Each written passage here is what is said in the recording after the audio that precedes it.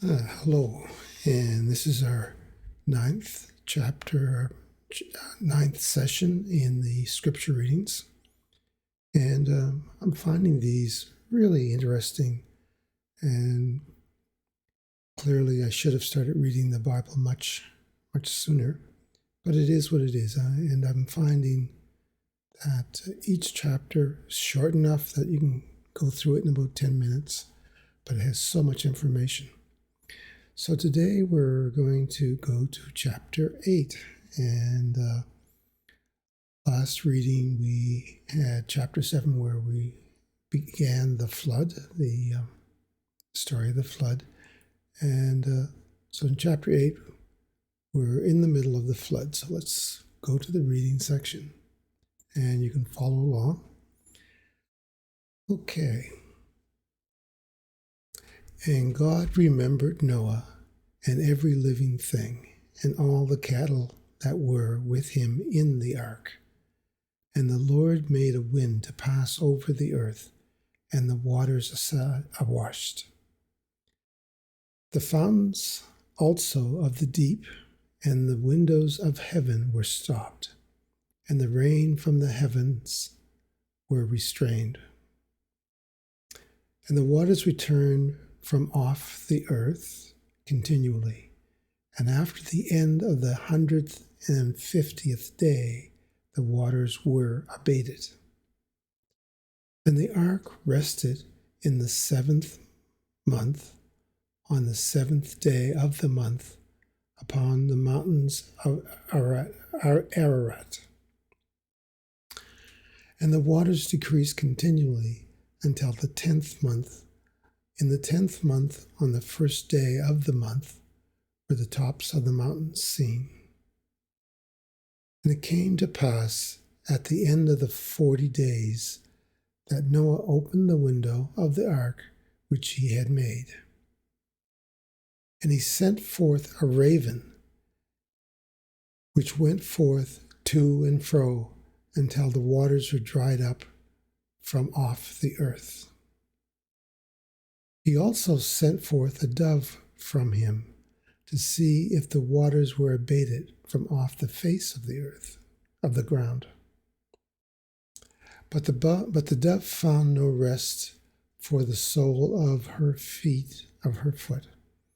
And she returned unto him into the ark from the waters, where on the face of the whole earth. Then he put forth his hand and took her, and pulled her in unto him into the ark. And he stayed yet another 7 days, and again sent forth the dove out of the ark.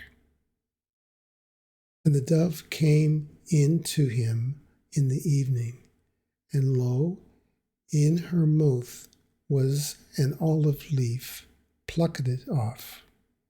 So Noah knew that the waters were abated from off the earth. And he stayed yet another 7 days, and sent forth the dove, which returned not again unto him any more. And it came to pass in the 601st year, in the 1st month, the 1st day of the month, the waters were dried up from all the earth. And Noah removed the covering of the ark, and looked, and behold, the face of the ground was dry. In the 2nd month, on the 7th and 20th day of the month, was the earth dry. God spake unto Noah, saying, Go forth of the ark, thou and thy wife, and thy sons and their wives with thee. Bring forth with thee every living thing that is with thee, from a fresh, both of flesh, both of fowl and of cattle, and every creeping thing that creepeth upon the earth, that they may breed abundantly in the earth, and be fruitful, and multiply upon the earth.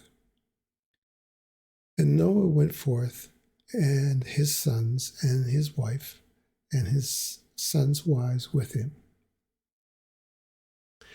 Every beast, excuse me, every beast, every creeping thing, and every fowl, and whatsoever creepeth upon the earth, after their kind, went forth out of the ark. And Noah built an altar unto the Lord, and took of every clean beast, and of every clean fowl, and offered burnt offerings on the altar. And the Lord smelled the sweet savour, and the Lord said in his heart, I will not again curse the ground any more for man's sake.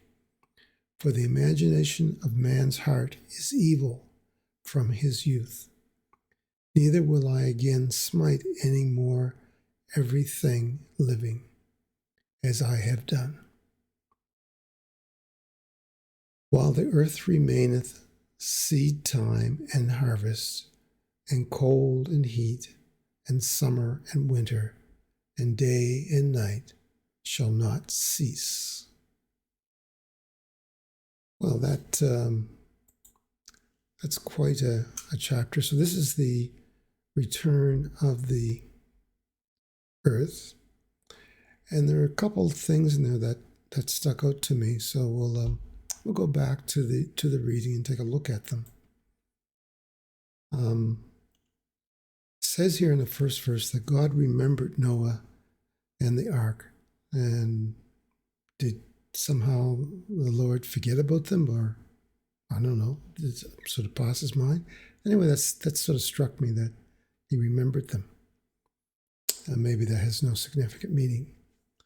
Then it talks about the fountains of the deep and the windows of heaven in verse 2. The fountains of the deep, that could be a reference to the fact that people believe that there's an original water under the oceans, and that there are waters above our atmosphere too. So it's kind of a reference to the waters above and the waters below. And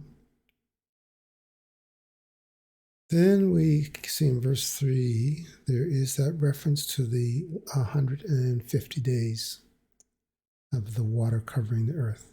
It's quite a while, almost half a year.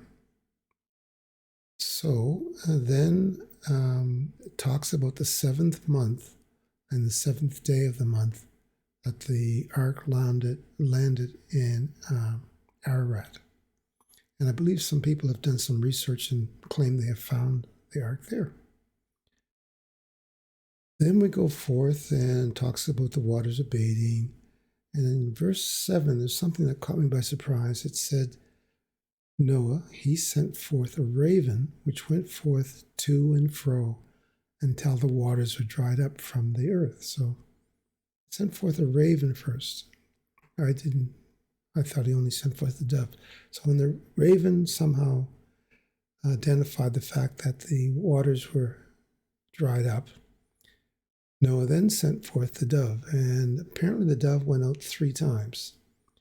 The first time in verse 8 and 9, it came back empty-handed. Then he waited 7 days and sent it out again. And this time in verse 11, it came back with an olive leaf. And then in verse 12, waited another 7 days, 14 in total, and sent out the dove, and it never came back. So therefore, things were in pretty good shape. Verse 13 is a reference again to some years. So there's a reference to, it came to pass that in the 601st year, in the first month, in the first day of the month, the waters had dried up. Not sure of the reference that is making.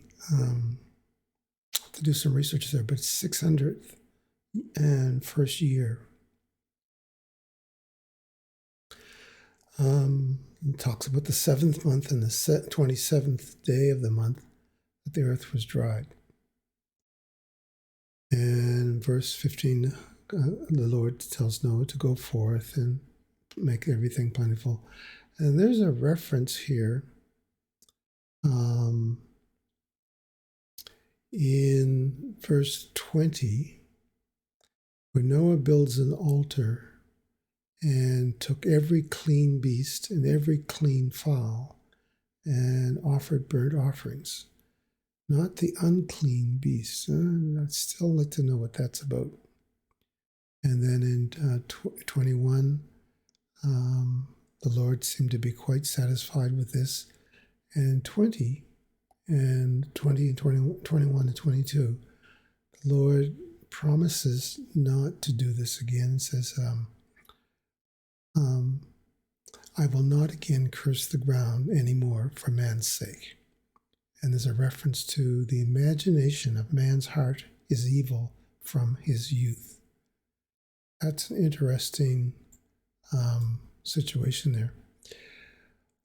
Okay, so, and then to wrap it up in 22, there's a reference to the fact that the time for seed and harvest of cold and heat, summer and winter, day and night, shall not be ceased. And that's pretty much 8. Lots of meat there to chew into. So we will move forward, and tomorrow we'll go into chapter 9. Again, thank you for participating.